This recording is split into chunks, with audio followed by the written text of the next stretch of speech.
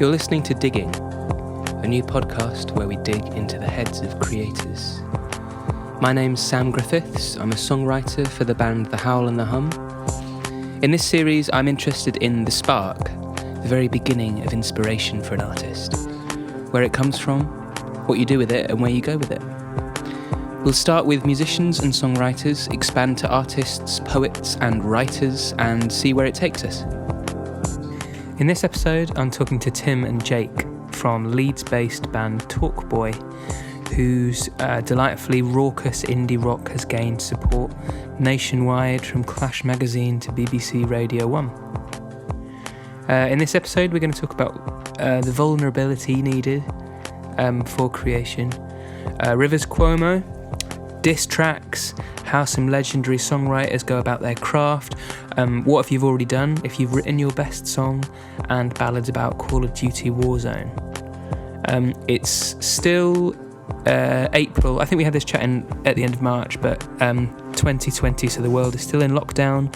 If you are listening to this in the future when either the world is no longer in lockdown or you're listening to this from some sort of bunker under the earth, but I hope not. But yeah, that's why we talk about the difficulties of writing during a pandemic.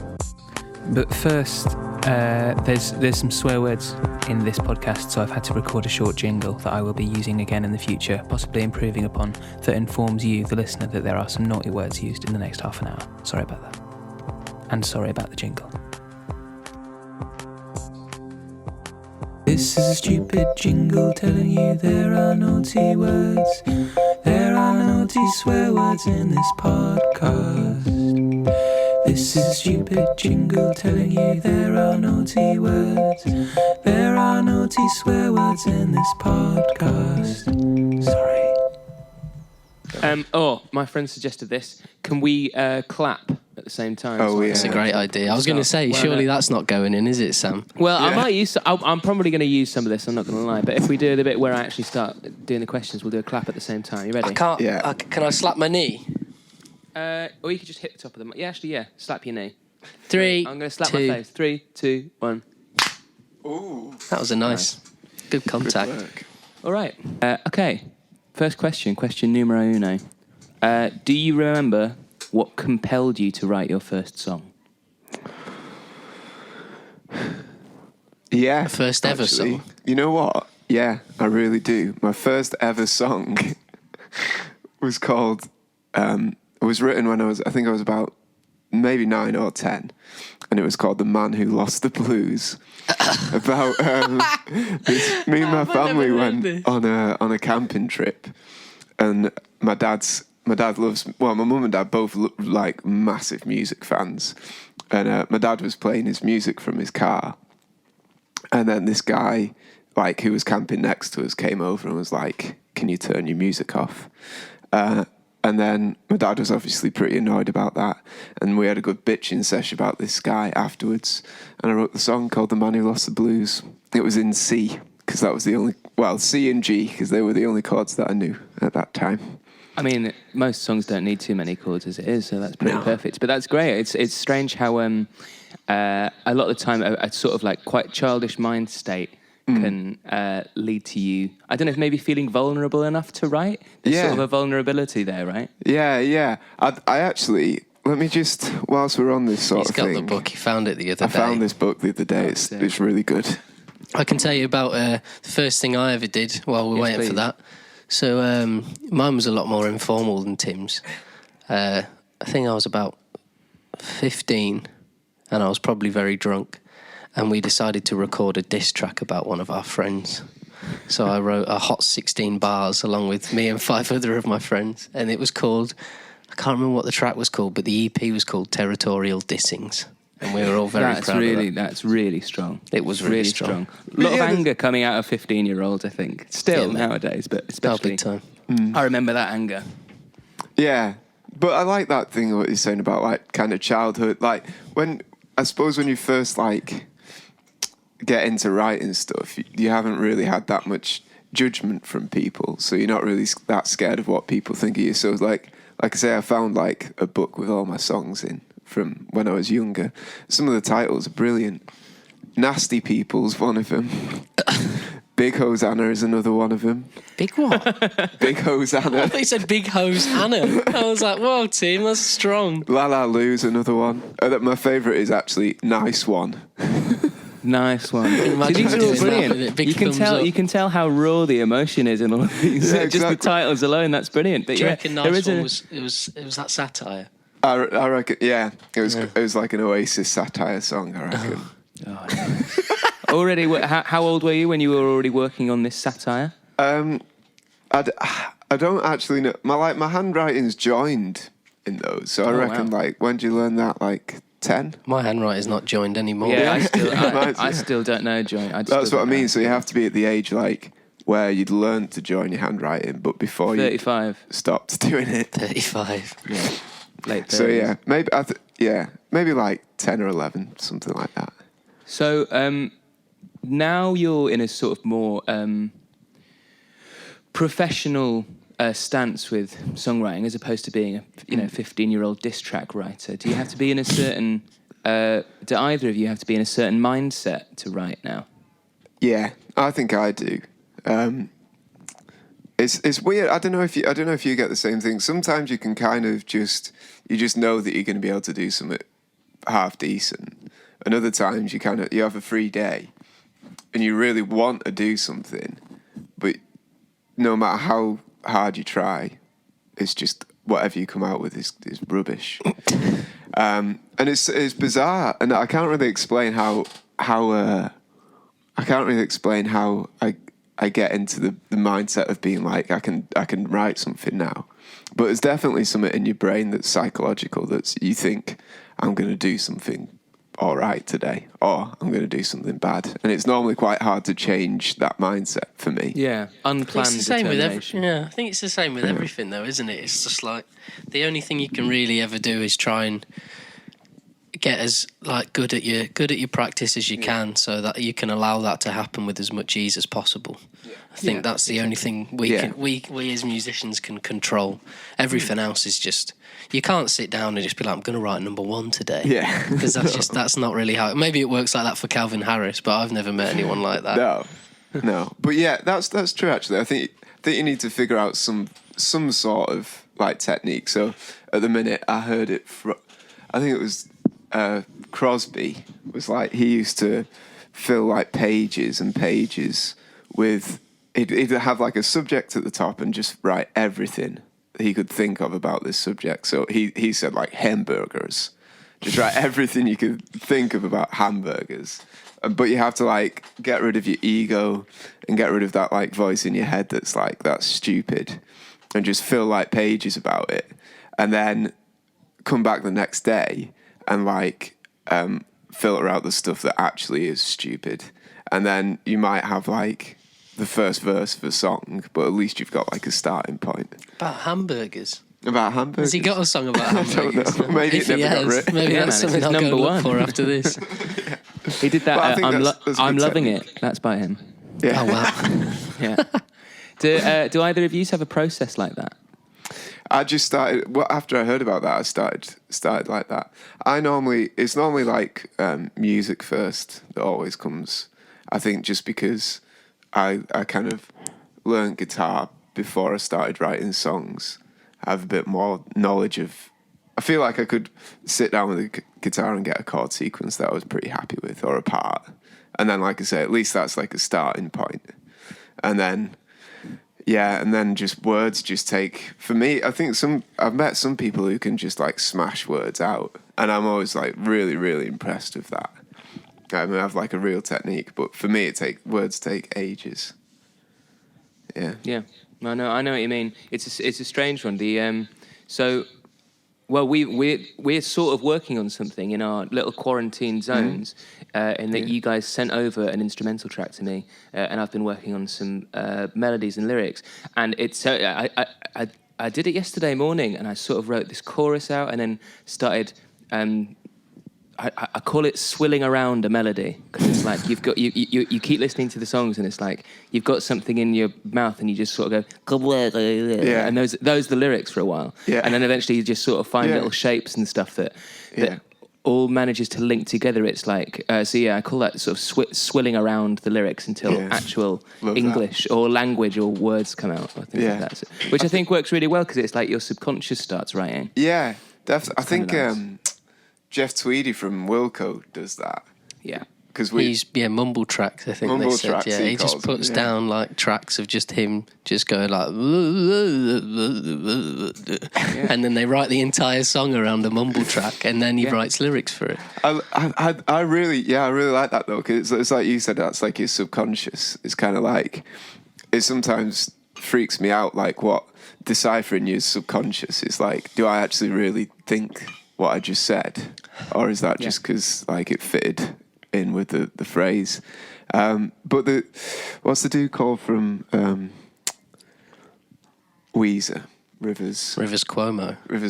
The boy. I listened to his like Song Exploder is mad. Yeah. Because he's got like the most like rigid like technique I've ever like come across in terms of songwriting. He's got like a database. If he hears a song with a cool chord sequence, he puts it into this like database. He's literally got a spreadsheet of like hundreds of songs that he likes the chord sequence of, and then in the same spreadsheet he's got like words and phrases that he thinks might make a cool like verse or chorus or whatever, but all like put down in like categories of strong word first, weak word second, and then he's got like number of syllables in the line. So like it's mad. So like if he like surely in all that time it took him to build the database, he could have just written some songs. I guess he does so many now that he needs crazy. Like a solid technique. Well, he did that thing with Steve Albini, didn't he, where he made him, I think it was like the fourth Weezer record. Don't count me on that, but and he went to him and he basically said like, you know, I'm writing really shit songs. I don't know what to do. And he was like, right, well, you're going to go back and live in like a shit house and you're going to go and like volunteer at a soup factory for 2 months and you're not allowed any of your nice things. And he was just allowed a guitar and a television in his house. And I think, I can't remember the record that came out after that.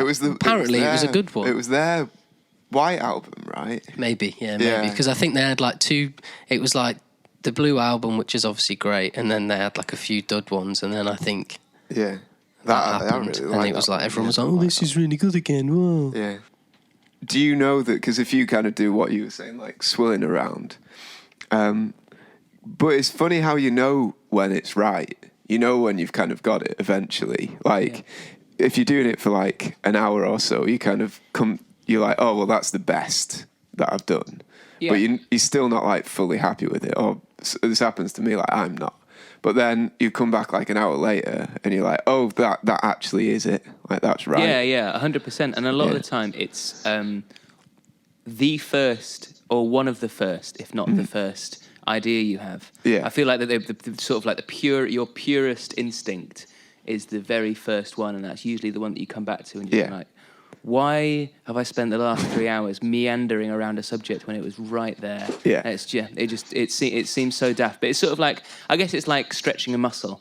That was the reason you went for like that 10-mile run around the 1 kilometer walk. Yeah, it's like you're overstretching, but it's always interesting to see your subconscious try and trip you up. I think that's pretty cool.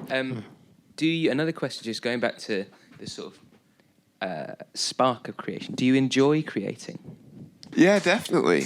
I love it, and I think it's really frustrating because a lot of the time, because you always want to write your best song, because you're like, what's the point otherwise? Like you've got to do the absolute best that you can. But I had a realization the other day that at some point you'll have written your best song, and you'll never write a better song. That's brilliant. And what if I've already fucking done it? You really hope that on your deathbed you just like you pick up that axe and you just like wait one more. It's almost like encore, and you're like, okay, right, listen to this one. But you're going to like tribute. I was about to say that's like tribute, isn't it? It does lead to a very frustrating thing though, because that means a lot of the time you're going to be worse than you know that you can be. So that's when it really pisses me off, when I'm just knowingly being shit and there's nothing that I can do about it. But when you do something good, it's like really, exhilarating, and like you could just. It's annoying because you know that it's good because it's not tiring you out to do it. You can just like keep going for ages and ages. Whereas if it's not that good, it's really hard work. Or it is for me. Is it worth the pain? Yeah, I'd say so. I thought you were going to say no. No, it's not. I'd say it is because like once you've made it, that's not the end, is it? Because you got to show it to other people and learn it, and like that's where we come along and go, Tim, what the fuck is this? This is so weird, Tim.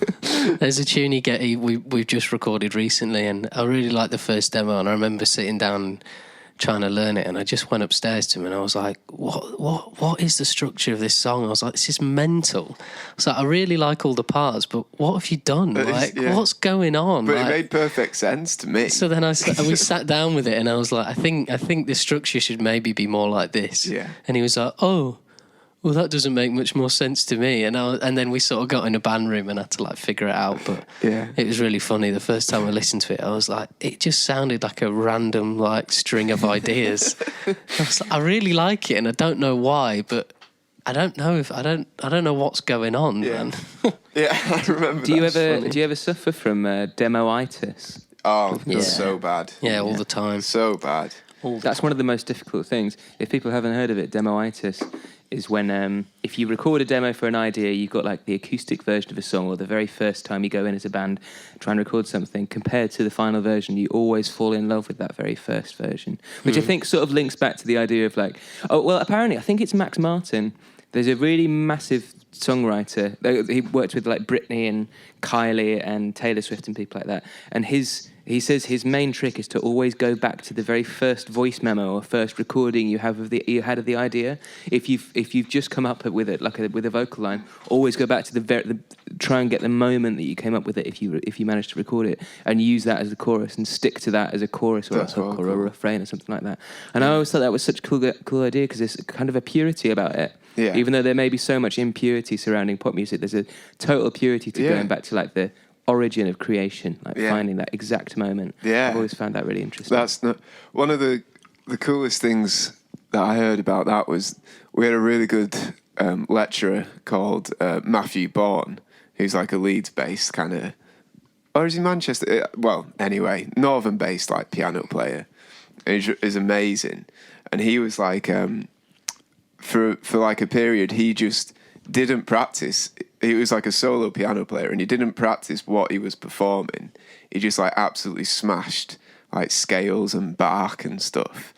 And then his performance would be just an hour of him just like playing like the first stuff that came to his head, which like I'm gutted that I couldn't be there for any of them. But like to have like, first of all, like the courage to do that in front of like quite a lot of people is like fair play, but also like the concept of it is like, as you're saying, there's like a bit of a purity thing there. That's like, that's just him, what's coming out. Like, I think if you can channel that in writing and recording, then it's good. But it's pretty hard to do because you have this idea that it should be perfect. But what is perfection? Yeah, I think that's why we decided to do that last record we did live instead of like multi-tracked. Because it was just less of an opportunity to try and improve what was already good in the first place. We were just kind of like, we just recorded it and then we were like, let's just put vocals on it. Yeah. So we'd do like 3 takes and then pick the second take and be like, right, Callum or Katie, go and put lead vocal on, and then we'd just start like, building arrangements, and it would get to like 8 o'clock and we'd have a completely finished song, and I'd be like, this feels great doing it like this, rather than like recording like a day of drums and then the next day just listening to Tim fucking fiddling with guitar pedals all day. Which is, there's a place for that completely, but it was nice to do it, like that again. It was like fun. It was just like, yeah, and it's difficult to know just when to leave it as well. When definitely, when to just be like, right, that's finished now. I think it's always a song is sort of never finished, is it? It's always if it's you that thinks that. I think the point to know that is when you turn around and everyone else in the room looks either pissed off or bored. Yeah. That's probably when it's finished. Yeah. Yeah, absolutely. But there's no one way to write a song, is there really? We're always learning. Right, I've got two questions left, if that's all right. So, are you guys at all? Are you struggling at all while isolating, while in quarantine, to create? It's so weird that, not weird that you asked that, but yeah. And I think, as I we said, had this conversation yesterday. We had this exact conversation because we've got like a pretty cushy setup here. We've got like a little room downstairs with like drum kit and like keyboard and like monitors and stuff like that. But we were like, we're gonna get loads done. Gonna like be down there every day and try and get stuff done. But you realise like it's actually kind of just going out and like just living your life, being a bit of an idiot, making mistakes that inspires you to like write stuff and makes you want to do something. Yeah. Who wants to go and write a song in their basement when you could be upstairs playing PS4? Do you know what I mean? Like, what would you do it about? Like the whole thing, playing whole point PS4, is like, I mean, do you want to write a song about Call of Duty Warzone? Nobody wants to hear that. Yeah, no. I don't know. I think right now a lot of people could relate to it at least. Yeah, that's true. But I guess there's a strange amount of pressure on people involved in the creative industry to come out at the end of this isolation period with like a masterwork, with like 14 albums. Like I saw the other day, the folk singer Richard Dawson has been writing an album every day and releasing it on Bandcamp. And I was like, album a day? What the hell? That's brilliant, but I kind of don't need to know that. What's he taking to do that? I think they're noise rock instrumental records. Well, right, okay. I thought you said. Did you say country artist? He's a folk artist, but he does like. Okay. Prog, new metal noise. Sick. Okay, right. Well, fair enough. I mean, that's weird as well, though, isn't it? Do you not get a headache doing that every day? Oh, yeah. God. I get a headache waking up. Yeah, I woke up today with a headache and I just thought, I can't be arsed today. I really can't be arsed. Yesterday I forced myself out of bed and I was like, we're doing this today. Yeah. And you know what? I can't even remember what I did when I got up yesterday. No. And it's been 2 weeks. I've been just like, yesterday I built a schedule for myself. So I was like, what did I do? Oh, that's a good idea. Yeah, I got out of bed. Good start to the day. Very good start. Did some yoga. Pretty sure I've given myself a hernia. I've got a massive lump on my neck. Well, it's not massive. It's exaggerating. Still there, though. Doesn't feel good. Don't look good. I cheersed him. And then what did I do after that? I drew for a bit. And then I thought, that was going to be my last question. I'm going to play drums for a bit. Yeah. And then I've been trying to do half an hour of Spanish a day. I think that's getting brilliant. absolutely you're filling your fast, day, man. Yeah, that's are you, a great Are idea. you finding it hard, Sam? I find schedule the best approach. Yeah. Actually getting up before like 10. Yeah. And making myself go downstairs and just open the curtains and have a look at what I was making yesterday. I was spending a lot of time in front of my computer making things on Logic and fiddle. Like, we've got a bunch of keyboards here and stuff like that I can play around with, and a lot of guitars and pedals and things like that. So there's stuff I can mess around with, even if it seems like just messing about. There's something that comes out of it. The subconscious is always awake. Yeah. But Jake, I was going to ask with this. So you said you're drawing on your iPad. What are you in this state of isolation? What are you drawing? And do you find it easier to create visually than musically at the moment? Yeah, well, I mean, I just wanted a new toy, something to learn. Do you know what I mean? But just random things. I did some drawings of the Barbican. That was it. Lovely. YouTube tutorials. Yeah, just weird things, really. Got it on your foot. Sorry, the mic was attached to my foot. Right. Yeah, just learning like a new skill.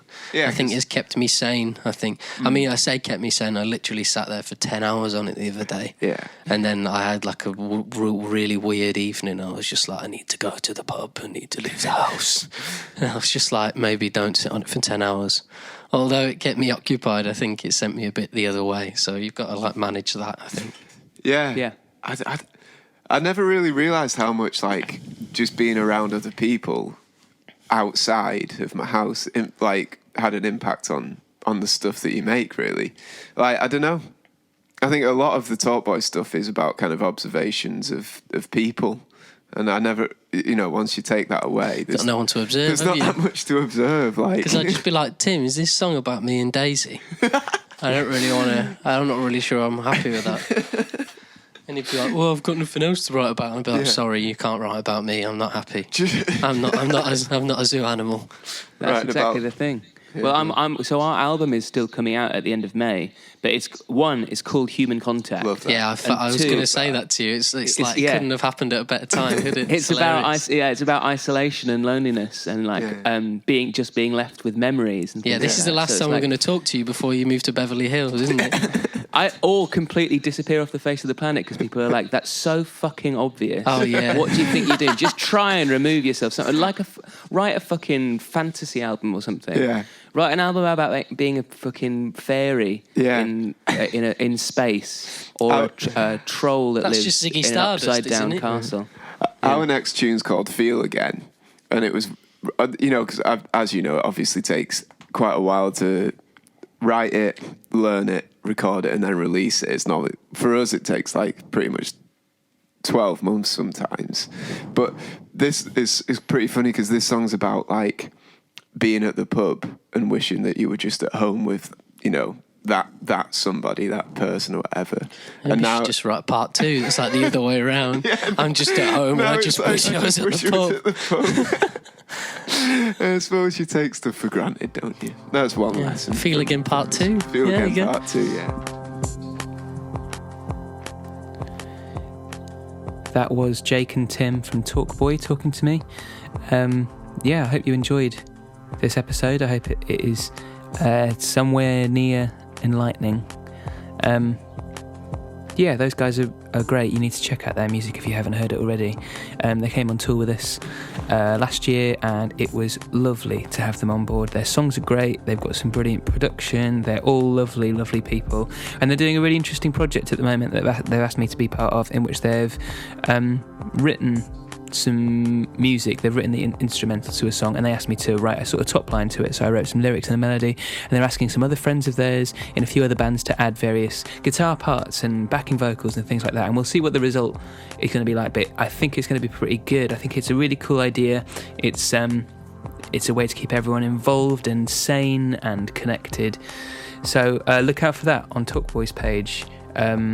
At the moment, the working title is Saccharine Days, which makes it sound a bit pants, but I hope it's a bit better than that. That's my title, by the way. That's me. I'm allowed to say it's a bad title because I wrote it.